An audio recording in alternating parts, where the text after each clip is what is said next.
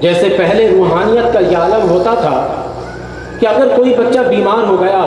آپ نے پہلے بھی دیکھا، مشاہدہ میں ہوگا آپ کے، تو مغرب کی نماز میں آپ نے دیکھا ہوگا کہ مسجد کے دروازے پر بچوں کو گود میں لے کر قطار لگائے لوگ کھڑے رہتے تھے، اور ان کا عقیدہ یہ ہوتا تھا کہ نمازی پڑھ کے نکلیں گے، ان سے کہیں گے کہ اسے پھونک دو، وہ دم کر دیں گے، پھونک مار دیں گے، میرا بچہ صحیح ہو جائے گا۔ یہ پہلے دیکھیے روحانیت کی طرف مائل ہونے کی وجہ سے، مادیت سے دور رہنے کی وجہ سے ہمارا عقیدہ کتنا اچھا تھا کہ ہم اس طرح عام نمازی سے متعلق تصور بناتے تھے کہ عام نمازی اگر ہمارے بچے کو دم کر دے اور پھونک مار دے تو ہمارا بچہ صحیح ہو جائے گا۔ اب صاحب مادیت کا ہمارے اوپر اتنا اثر پڑا کہ ایک عالم ربانی اگر آپ کے سامنے بلند آواز سے بھی سورۃ الفاتحہ یا کوئی قرآن پاک کی آیت پڑھ کر اگر دم کرے تب بھی یقین نہیں آتا کہ ہمارے بچے کو کوئی فائدہ پہنچے گا، کیونکہ یہ مادیت کی طرف ہم اتنے جا چکے، مادیت کی جانب ہم اس قدر اپنے نوجوان کو بڑھا چکے، کب روحانیت کی جانب یہ نہیں چاہتے، اور روحانیت کے جتنے کرشمے ہیں اس کا انکار بھی کرتے چلے جاتے ہیں، روحانیت کی طرف مائل بھی نہیں ہونا چاہتے۔ لیکن اس زمانے کا تصور کیجئے، بلکہ آپ تو اس زمانے میں سے بہت سارے لوگ بیٹھے ہیں، اور ہمارے یہاں بھی الحمدللہ بہت سارے لوگ آج بھی ایسے ہیں کہ مسجد کے دروازے پر کھڑے ہو جاتے اپنے بچوں کو لے کر کہ نمازی مغرب کی نماز پڑھ کر یہاں سے نکلیں گے، وہ میرے بچے کو دم کریں گے، میرا بچہ صحیح ہو جائے گا۔ لیکن اب تو عالم دین کے دم کرنے پر بھی یقین نہیں ہے، پیر صاحب بھی دم کر دیتے ہیں تب بھی یقین نہیں ہے کہ پیر صاحب کے دم کرنے سے بھی صحیح ہو جائے، کیونکہ کتنے مرید ایسے میرے پاس آتے رہتے ہیں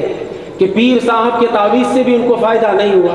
پیر صاحب کے فلاں فلاں کام کرنے سے بھی ان کو فائدہ نہیں ہوا۔ تو ہمارا یہ عقیدہ بڑا کمزور ہو گیا ہے، اور یہ کمزور آج کے زمانے میں ہمارے لیے یہ چیلنج ہے کہ اس نئی نسل کو روحانیت کی طرف کیسے آپ مائل کیجیے گا۔ اس نئی نسل کو مادیت کے چنگل سے چھوڑا تو نہیں سکتے آپ، لیکن کم از کم مادیت اور روحانیت کا فرق بتا کر روحانیت کو غالب کیجیے اور مادیت کو مغلوب کر دیجیے۔ تو اس کے لیے اب ہمیں ایک کام کرنا پڑے گا، اور وہ کام سب سے پہلے کرنے سے پہلے ہمیں اپنا عمل درست کرنا پڑے گا۔ جب ہمارا اپنا عمل درست ہوگا، جب ہمارا اپنا کردار درست ہو جائے گا، تو ہم اس مادی پرست لوگوں کو اس کے قریب کر لیں گے۔ ابھی معراج شریف کے سلسلے میں آپ میری تقریر سن رہے تھے، تو اس میں نے بتایا تھا کہ پہلے کے زمانے میں معراج مصطفیٰ صلی اللہ علیہ وسلم کے بارے میں اس قدر قیل و قال لوگ نہیں کرتے تھے جس قدر آج جسمانی معراج پر قیل و قال کرتے ہیں، اور بڑے بڑے مفکر پیدا ہو گئے جو اس طرف ہی بحث کو لے کر چلے جاتے ہیں کہ نبی کریم علیہ السلام کو جسمانی معراج نہیں ہوئی، روحانی معراج ہوئی۔ اس قسم کے وہ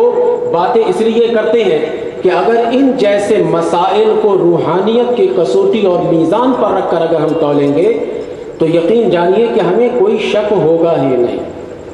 کیونکہ نبی کریم صلی اللہ علیہ وسلم جب معراج سے تشریف لائے، حضرت ابو بکر صدیق رضی اللہ تعالیٰ عنہ نے جسمانی معراج کو روحانیت اور عشق مصطفیٰ صلی اللہ علیہ وسلم کی کسوٹی پر رکھ کر دیکھ رہے تھے، تو انہوں نے بے ساختہ کہہ دیا کہ اگر میرے نبی نے یہ کہا ہے کہ میں راتوں رات جسمانی طور پر یہ سب سیر کر کے آیا ہوں تو بالکل مجھے یقین ہے۔ لیکن جو لوگ مادیت کی طرف مائل تھے وہ لوگ انکار کرنے لگے، کہا ایسا ہو ہی نہیں سکتا، اگر ایسا ہے تو اے محمد صلی اللہ علیہ وسلم آپ مسجد اقصیٰ کے بارے میں بتائیے، یہ بتائیے، وہ بتائیے، فلاں بتائیے، یہ کہنے لگے۔ تو آج ہمارے نئی نسل جو مادیت کی طرف مائل ہوتی چلی جا رہی ہے، انہیں مادیت کی چنگل سے نکال کر روحانیت کے جانب آپ کیسے مائل کیجیے گا، قرآنی تعلیمات پر اسے کیسے عامل آپ بنائیے گا، کیونکہ یہی وہ لوگ ہیں جو طرح طرح کے اسلامی قانون پر یہ خود اعتراض کرتے ہیں۔ ہم جن اعتراض کی توقع کافروں سے رکھتے تھے وہ یہی توقع یہی چیزیں، ساری چیزیں جو ہم اپنے مسلمانوں سے سن رہے ہیں کہ یہ جو ہے نا کبھی ہاتھ کاٹنے پر اعتراض ہے، کبھی حجاب پر اعتراض ہے، کہ عورتوں کے جسم کو جکڑ دیا جاتا ہے، کبھی کسی پر اعتراض ہے۔ یہ سارے ہمارے اعتراضات یہ جب دل انسان کا روحانیت سے خالی ہو جاتا ہے، जब इंसान रूहानियत से दूर हो जाता है तो ये इस किस्म के हरकत व सकनात करता है और कुरान पाक के अहकाम पर इतराज़ात करता चला जाता है। लेकिन जब दिल रूहानियत से लबरेज हो तो यकीन जानिए कभी ये इस किस्म के इतराज़ात नहीं करेगा। अब ये तीसरे मसले का हल भी आपको कहाँ से मिलेगा? अगर इस तीसरे मसले का हल अगर आप तलाश करेंगे तो इस तीसरे मसले का हल भी आपको इत्तेफाक से खानकाही में मिलेगा।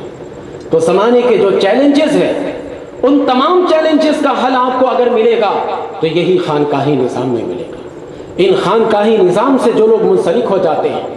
अल्लाह के नेक बंदों से मुंसलिक हो जाते हैं और अल्लाह तबारक व तआला के नेक बंदों से अपने रिश्ते को जोड़ लेते हैं,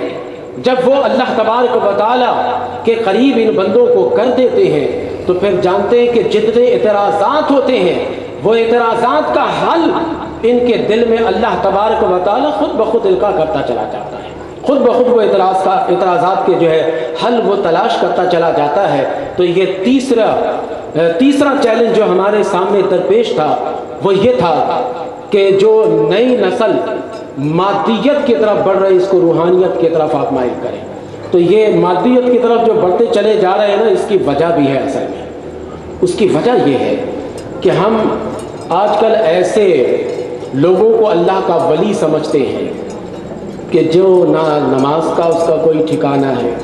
न वो कुरान करीम सही तौर पर पढ़ सकता है, न शरीयत मुतहरा को जानता है। वो ऐसे लोगों को हम इतना बड़ा पीर बनाकर सामने करते हैं कि जो लोग थोड़ा सा भी दुनियावी इल्म रखता है वो देखकर भटक जाता है,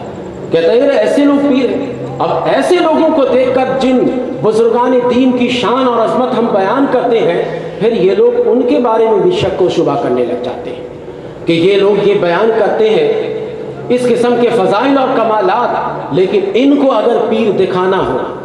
तो पीर इनको दिखाइए। तो मखदूमुल मशाइख को जिन लोगों ने देखा है उनको कहिए कि मखदूमुल मशाइख के बारे में इनको बताएं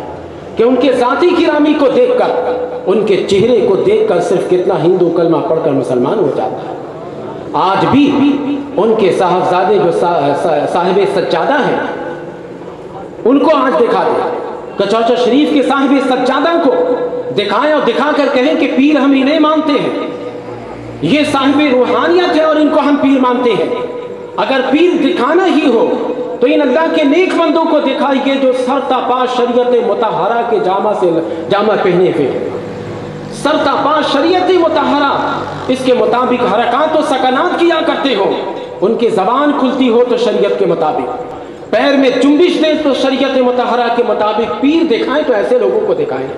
ऐसे लोगों को दिखाएंगे कि जिनके हाथ में 4-5 कड़े हों, उंगलियां हैं 10, अंगूठी है उसमें 15, एक उंगली में 2-2 अंगूठी पहन रखे, यानी एक अंगूठी भी नहीं उससे ज़्यादा। तो इनको देखकर लोग रूहानियत की तरफ नहीं बढ़ेंगे। रूहानियत की तरफ अगर आज के नई नस्ल को बुलाना है तो फिर वाकई जो अल्लाह का नेक बंदा है, जो अल्लाह का वली है, उन अल्लाह के नेक बंदों और अल्लाह के वली की तरफ इनको बुलाइए, इनको पैगाम दीजिए। मखदूमुल मशाइख कॉन्फ्रेंस में यही पैगाम है सबके लिए कि अल्लाह तबारक व तआला का जो सच्चा वली है